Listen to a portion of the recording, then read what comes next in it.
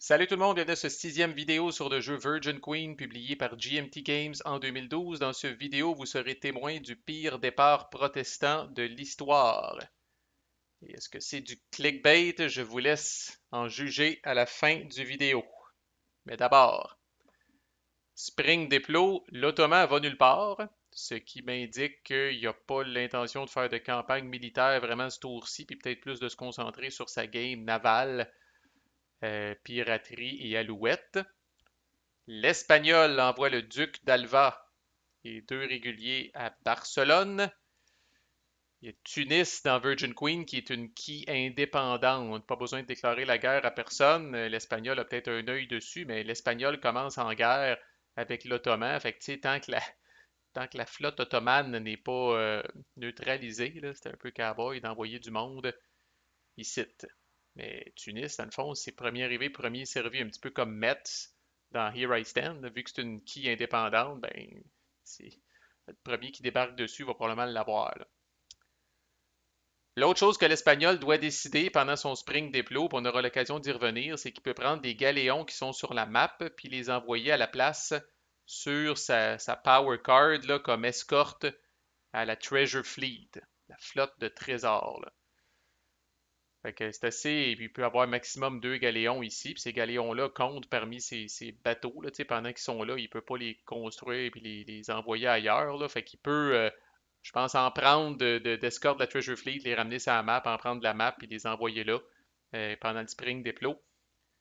En gros, elle va sûrement sortir éventuellement, là, mais il y a une carte mandatory récurrente qui n'est même pas remove from the game, donc elle peut sortir à tous les tours potentiellement.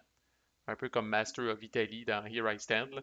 Et il y a une carte mandatory qui est dans le deck qui représente la Treasure Fleet, qui va faire en sorte qu'il y a des trésors qui vont revenir prématurément en Europe, on va le dire de même. Il y a comme des trésors qui sont embarqués d'un bateau, puis le bateau s'en va, une petite tape ses fesses, puis le bateau s'en va en Europe. Puis là, à ce moment-là, c'est en transit. La Treasure Fleet peut se faire attaquer par des navigateurs qui se trouveraient dans le coin. Là. Puis si elle n'est pas escortée, si elle n'est pas protégée par des galéons, ça rend la chose pas mal périlleuse. Ça peut faire en sorte que l'Espagne perd des trésors. Fait que souvent, c'est une petite police d'assurance quand on calisse des galéons ici. Puis c'est un move classique, ce petit galéon-là, qui sert absolument à rien, ou presque, là, parce qu'il n'est pas du bon côté de la. Il est pas du bon côté de la map. Ce galéon-là, souvent, puis c'est ce que l'Espagnol fait, va être assigné comme escorte. Fait que l'Espagnol a cette petite décision-là de plus à prendre. Ensuite, l'Anglais envoie un régulier. Fait qu'il faut qu'il split ici, là. Il envoie un régulier à York. Où sont-ils, les troupes anglaises? Les voilà. Fait qu'il en reste un à Londres, puis il en envoie un à York. À noter, c'est le cas de Séville aussi. Là, contrairement encore là à Here I Stand, il y a des quais qui commencent vides. C'est le cas de La Rochelle, c'est le cas de Rouen. Il y a des quais qui commencent vides, donc sujettes à se faire colisser de l'unrest dessus. Fait que c'est une bonne idée généralement dans le Spring Déplo si vous avez rien de mieux à crisser d'envoyer du monde là. L'anglais aussi comme particularité pendant le Spring Déplo, l'anglais a des navigateurs qui peuvent servir à la fois de ce que le jeu appelle des Sea Captains, c'est-à-dire aller se promener dans le Nouveau Monde ici, ou qui peuvent servir de naval leader, c'est-à-dire rester en Europe, là, puis avec des naval leaders qui vont donner des bonus aux combats navals dans lesquels ils vont être impliqués. Fait qu'à ce moment-ci, dans le Spring Déplo, l'anglais prend la décision, est-ce qu'il veut que tel navigateur soit un naval leader ou soit un sea captain. Dans le cas du tour 1, encore là, c'est un classique parce qu'il n'y a rien qui rush en Europe de dédier ces gens-là là, à s'en aller dans le Nouveau Monde. Là. Le Français envoie un régulier à Rouen. Le HRE bouge pas, mais le HRE au Spring Déplo du Tour 1 spécifiquement a une décision quand même importante à prendre. Si on check les VP reliés aux Space protestantes ici, là, fait que j'en parlais, je pense, dans une vidéo précédente, il y a pas moins de 4 Power dans Virgin Queen qui retirent des points de victoire là, des Space protestantes. L'espagnol, l'anglais. Fait que l'espagnol, essentiellement, plus il y en a, moins il fait de VP. L'anglais, plus il y en a, plus il fait de VP. Même affaire pour le protestant. Le Sunoro de HRE au début de la game. Alors, dans la vraie vie, on fait ça sur un bon vieux papier crayon. Le HRE va écrire s'il y a un penchant catholique, protestant ou équilibré. Puis on voit les différences ici. Fait que s'il dit qu'il y a un penchant protestant, ben, il va être récompensé, plus il va y avoir de space protestante. S'il dit qu'il y a un penchant catholique, c'est le contraire. Puis s'il dit qu'il y a un penchant équilibré, la paye potentielle est moins grande. Mais tu sais, si le marqueur de space protestante est dans le milieu, tu sais, il y a des bonnes chances quand même de faire 4 VP.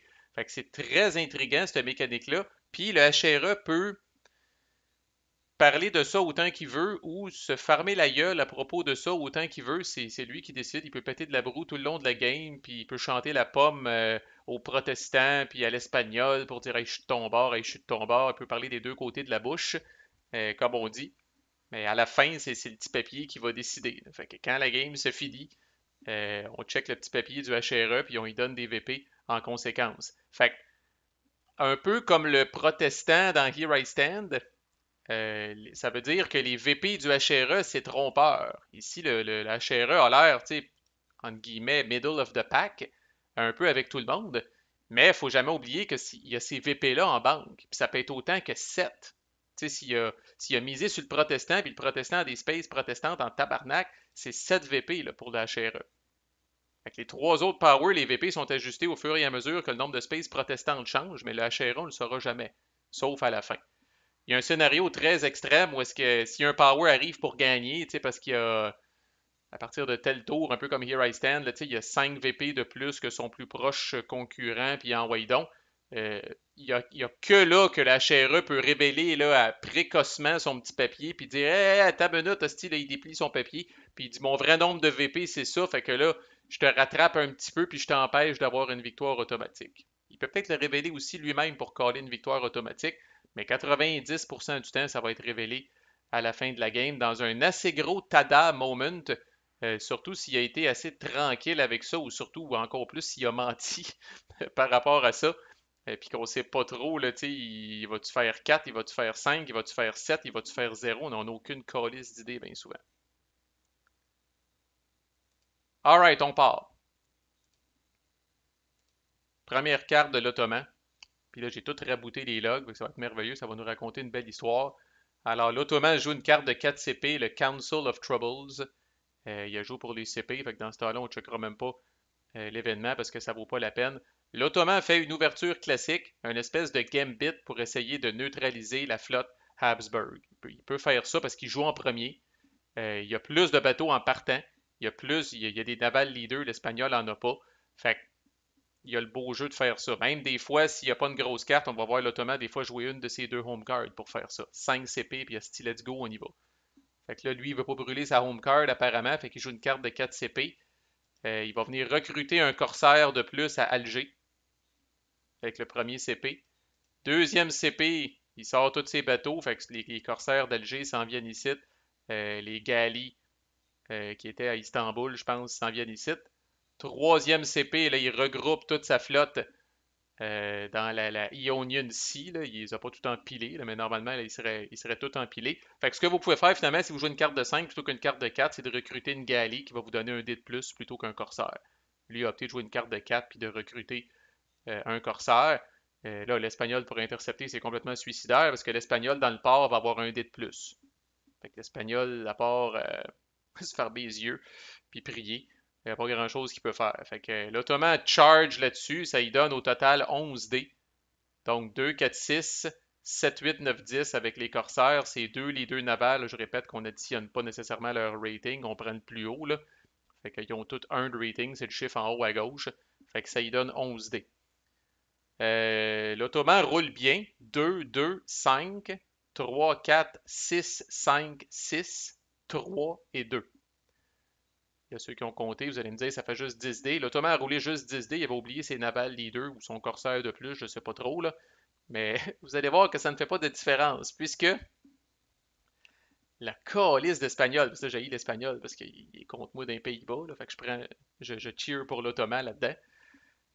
L'Espagnol a 7 dés, il a ses trois galis, puis il est dans un port. Il roule 1, 5, 5, 6, 5, 2, 5. L'Espagnol pogne 5 fucking hits avec 7 dés. Nous avons un Espagnol à peu près aussi merdeux que le Habsburg dans ma game de Here I Stand. C'est bien parti en sacrament. Fait que pourquoi je dis que le 11e dé compte pas? Ben, l'Espagnol inflige 5 hits, l'Ottoman inflige 4 hits. Même si l'Ottoman infligeait un hit de plus, les tailles sont en faveur du défenseur, puis le nombre de hits du défenseur est arrondi à la baisse. Fait que l'Espagnol va juste perdre 2 galets, peu importe, même si l'Ottoman pogne un hit de plus avec son 11e dé. Mais l'Ottoman, lui, malheureusement, ayant des corsaires, même les hits impairs le font chier parce que c'est un corsaire qui décalisse. Fait que l'Ottoman lui perd 2 galets et un corsaire. Aïe aïe.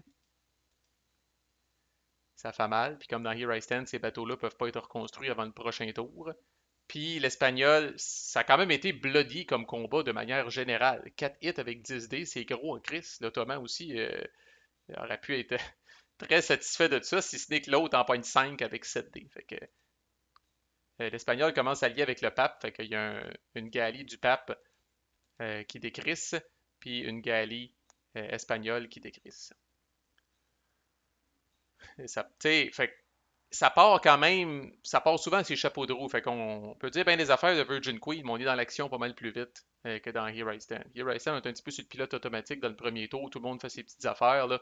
L'Ottoman rentre dans les pauvres hongrois, asti, puis lui passe la charrue, asti, puis lui calisse la volée, là.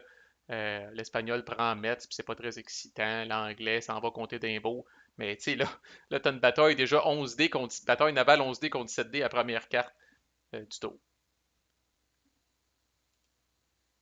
L'Espagnol joue Border Reavers pour 3 CP, donc utilise les CP. 1 CP pour engager un mercenaire à Milan, puis 2 CP pour engager un hostie de Walloon. Là, au début, il dit Antwerp, après ça, j'ai dit à ta minute, mon pit, Antwerp, c'est une de mes home space à moi. Fait que les Pays-Bas, c'est un peu fucké, là, mais c'est un peu comme l'Allemagne dans Here I Stand, c'est que ça appartient, entre guillemets, aux protestants. Mais au début de la game, tout est contrôlé par le Habsburg. Voilà. Fait que, il peut recruter, mais il faut qu'il recrute à Bruxelles. Bruxelles est une space bicolore, puis ça c'est correct. Tant qu'il a contrôle, il peut recruter. Fait que là, il va mettre son Walloon à Antwerp, mais moi je vais lui dire, hey, tu peux pas. Fait que dans le fond, une ou l'autre, ça ne pas grand-chose. Il va le crisser à Bruxelles à la place. Puis il flobe son trésor. Fait que le trésor lui permet d'extendre. L'Espagnol commence avec un trésor aléatoire. Dans son cas, il a pogné un trésor de 2 CP. Puis le trésor, ce que ça peut faire, c'est qu'une fois qu'il a fini sa carte, qu'il ait joué comme événement ou qu'il ait joué comme CP, il peut flober son trésor après pour extensionner son impulse, comme ça que le jeu appelle ça, là. Ce qui est quand même très bien fait, c'est que les actions qu'il a faites, fait que là, il a buildé un mercenaire puis il a buildé l'équivalent d'un régulier, donc il a fait des actions orange. Avec son trésor, il ne peut pas faire d'action orange. Fait que vous ne pouvez pas faire comme 10 CP de la même cochonnerie avec une carte puis un trésor, vous êtes obligé de faire autre chose. Fait que là, il va bâtir une galerie qui est une action bleue, une action plus maritime. Avec son trésor de 2 CP, il va venir se rajouter une galerie à Messina. Pourquoi pas? Si par deux comme il est, Chris il est peut-être capable de survivre à une autre attaque des Ottomans. Fait que il ajoute son Walloon par bonne place, il ajoute son mercenaire à Milan, Flobe son trésor, il ajoute sa galerie à Messina. Là, c'est à moi, fait que je vais venir crisser son Walloon. Là, vous avez vu, là, j'ai enlevé un Walloon à Antwerp, puis je suis allé le mettre à Bruxelles à la place. Là, c'est à moi. Comme prévu, l'anglais, évidemment, fait sa part du deal. Je joue la Belgique Confession, qui me donne 8 conversions à Thames dans les Netherlands avec le premier dé qui est automatiquement un 6. Fait que dans les faits, je roule 7 dés. Puis le premier dé est un 6. Et les 3 sont considérés comme des 4. Donc les 3 qui collissent rien sont considérés comme des 4. Et attachez votre tuque, voici mes 7 dés. 2, 2, 3, 1, 1, 1, 4. Alors, je pogne aucun 6, ça c'est le premier drame. Mais c'était prévisible quand même. Sur 7 dés, pogner un 6, j'aurais été content. Ça aurait été normal, j'en pogne un, j'aurais été content d'en pogner un, mais j'en pogne pas, c'est pas pire. Mais c'est surtout que Chris, 3 ou plus, ça faisait la job. Alors, je pogne seulement 2 fois 3 ou plus sur 7 dés. Alors, je ne peux que, là, c'est sûr, j'ai le 6. Fait qu'avec le 6, je vais venir convertir Antwerp, qui est la key qui est la moins défendue des deux. Puis avec mes 2 autres succès, je vais convertir 2 autres spaces, mais rappelez-vous, vu que j'ai pogné au moins un 1, je dois mettre un non-rest aussi dans une des spaces que je convertis. Puis je veux pas la crisser sur Antwerp parce que mon but, c'est de faire une révolte, une rébellion à Antwerp. Fait que je convertis Antwerp, je convertis Dunkirk. La manée, il faut que ce soit adjacent à Ghent parce que j'ai pas pogné de 6 pour m'étendre. Fait que même si j'ai pogné plus de succès d'un autre côté, ce que je me suis dit par après, le fait que j'avais pas pogné de deuxième 6, j'aurais pas pu extensionner ma base pour être capable de me répandre plus. Puis je prends le contrôle de l'île, puis c'est à l'île que je vais crisser un non-rest, qui compte pas officiellement comme space protestante. Temporairement, jusqu'à temps que l'on-rest décrisse. Je suis quand même set-up pour ma rébellion à Antwerp. Antwerp est quand même protestante, faiblement défendue. Ça devrait bien aller, right? Le français joue volontaires étrangers comme événement. Puis là, vu qu'il joue comme événement, on va le regarder. C'est une belle carte, une carte de 5, mais qui vous permet, si vous l'utilisez pour l'événement, d'ajouter 3 réguliers dans la map. Ça n'a même pas besoin d'être des home space, ça peut être juste des spaces que vous contrôlez. La space ne peut pas être assiégée puis ne peut pas être en non-rest, par contre. Fait que pourquoi pas ajouter des réguliers. 3 réguliers, c'est l'équivalent de 6 CP. En plus, en temps normal, vous pourriez colisser ça. Si vous êtes en guerre à l'étranger, c'est excellent, là, comme ça le dit. C'est des volontaires étrangers. Là. Mais là, le français va l'utiliser pour recruter un régulier à Calais, un autre à Rouen, puis un autre à Paris. Fait que ça regarde quand même relativement, ben pas mal, là, mais tu sais, je veux dire, c'est une grosse carte pour le français, puis ça lui permet de booster ses keys avec des bons réguliers catholiques qui vont me rendre la vie difficile. Le HRE joue Muscovy Company, qui est une autre belle carte. C'est une petite carte de 2. Mais dans le fond, vous placez un marqueur de +1. Dans le fond, vous pigez une carte de plus au prochain tour. Vous mettez de l'argent en banque, puis ça rapporte. Puis, fait que, mais tu sais, c'est une petite carte de 2. Qu'est-ce que vous allez colisser avec ça anyway? Fait que c'est bien de bêter sur le prochain tour, puis de dire, Chris va peut-être piger une carte de 5 au prochain tour. Là où c'est intéressant sacrément, c'est que si vous êtes l'anglais, puis vous jouez ça, vous placez dans le fond un marqueur de +1 pour le prochain tour, puis vous allez avoir un autre marqueur de +1 de carte le tour d'après. Cette carte-là se transforme en 2 cartes, une dans chacun des 2 prochains tours. Et là, c'est la HRE qui le reçoit, qui l'a joué, fait que lui il reçoit juste un +1 card marker pour le prochain tour. Quand même, c'est pas payé, comme je disais. Et là, c'est le moment que vous attendiez tous. Je joue ma home card, comme prévu. Celle-là ici. Pour faire une révolte de 4 CP dans les Pays-Bas et une révolte de 3 CP en France.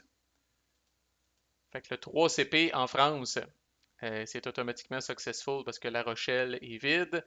Fait que là, je passe la petite mécanique, que je calisse un de mes key markers là, je le remets protestant, je mets un régulier dessus parce que c'est l'équivalent d'une révolte de 3 CP. Fait que pour chaque 2 full CP, je mets un régulier ici. J'en profite pour calisser un de mes leaders qui est disponible. J'en profite pour l'identifier comme étant ma capitale. Puis j'en profite pour convertir un autre space qui est à côté, c'est-à-dire Nantes. Fait que ça se passe comme prévu. Il n'y avait aucune lock là-dedans, aucun hasard. Là où il y a eu du hasard, par exemple, c'est que là, j'ai fait ma révolte de 4 CP à Antwerp. Et vu qu'Antwerp, j'en ai parlé, je pense, dans le. J'ai-tu parlé? Ouais, j'ai écrit un commentaire dans la vidéo, c'est Rébellion, là. Mais vu qu'Antwerp est une de mes home space, fait que je fais une rébellion de 4 CP là, mais je vais rouler 5 dés. Un dé de plus parce que c'est une de mes home space. Fait que j'ai 5 dés, il faut que je roule un 5 ou un 6. J'ai checké les odds, je pense que c'est 88%. Tu sais, ça arrive de brasser un sur un des 10. Là. Puis là, c'est exactement ce qui m'est arrivé. Parce que je prends mes 5 dés de manière électronique et je roule 3, 1, 1, 3, 2. Fait que ça échoue. Puis on dirait que ce qui me met encore plus en colis, sans personne, je sais pas que j'aurais fait, casser une fenêtre, péter un câble, flipper à la table, je sais pas. Dit beaucoup de gros mots, ça assurément. J'en ai dit chez nous tout seul, je me confesse. Mais c'est que là, je calcule ça. 1, 2, 3, 4, 5, 6, 7, 8, 9, 10, 11, 12. Ça fait 12 dés que je brasse sans brasser un 5 ou un 6. 12 dés sans brasser un 5 ou un 6. Et un 4, j'en ai brassé un seul. Alors j'ai 11 dés sur 12 qui ont roulé 3 au moins. Tabarnak de colis. Puis pourquoi ça fait mal? Mon tour est fini, colis de tabarnak. C'est terminé, là. C'est terminé. J'ai donné 2 cartes, moi, pour ça, là. Et je vais avoir le Jilt, potentiellement. Mais le Jilt, au pire, même si ça donne des résultats, ça donne des résultats au prochain tour. Mais mon tour, il est fini. Je peux holder 2 cartes. Je vais holder ces deux-là. Qu'est-ce que vous voulez que je calisse avec ça? Une petite carte de 1 de merde. Puis ça, c'est bon contre le français. Faut que je joue ça en France. Là. J'aurais pu jouer ça. Puis dire, ah, Chris, me réessaye, tabarnak, un autre 5D. Puis fort probablement que ça l'aurait réussi. Mais à ce stade-ci, si brûler cette carte-là pour pouvoir piger une carte de plus, ça donne pas grand-chose. Fait que là, je me retrouve avec le fameux mismatch où est-ce que je n'ai pas 2 keys ici. Fait que je vais encore piger 4 cartes et non pas 5. Le but de tout ce plan diabolique-là, c'est d'avoir une key des Netherlands, une key à l'extérieur pour avoir droit à mon 5 cartes. Fait que tu sais, j'aurais gardé quand même ces 2 cartes-là. Je me serais tenu tranquille. J'aurais eu 5 cartes de plus au prochain tour, plus peut-être un cadeau pour le Jilt. Plus la carte de mariage potentiellement là, de Anne de Saxonie avec William d'Orange. Mais là, mon tour est fini. Je vais regarder, je rumine ça, hostie, pendant tout le reste du fucking tour, pendant que tous les autres joueurs vont s'amuser à grands coups de scientifiques, de piraterie, de patronage, d'artistes et quoi d'autre, hostie. Moi, mon tour est fucking terminé à cause de 2 brasses de merde. Fait que est-ce le plus mauvais départ protestant de l'histoire? Honnêtement, je vois mal comment ça peut être pire. Euh, Puis c'est pas fini, là. Tu sais, comme c'est le dé du Jilt va. Tu sais, je peux encore être mardeux sur le Jilt, je peux encore être mardeux sur le mariage avec William d'Orange puis Anne de Saxonie, là.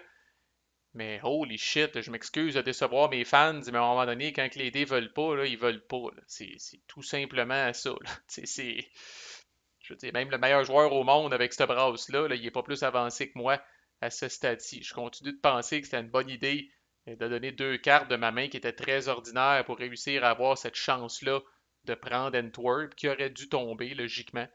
Mais là, ce n'est pas le cas. Alors, vais-je me relever de ça? On a peut-être connu pire, dans le fond. Fait que c'est ce qu'on verra euh, au prochain vidéo. Manquez pas la suite pendant que moi, je relaxe un petit peu. À plus.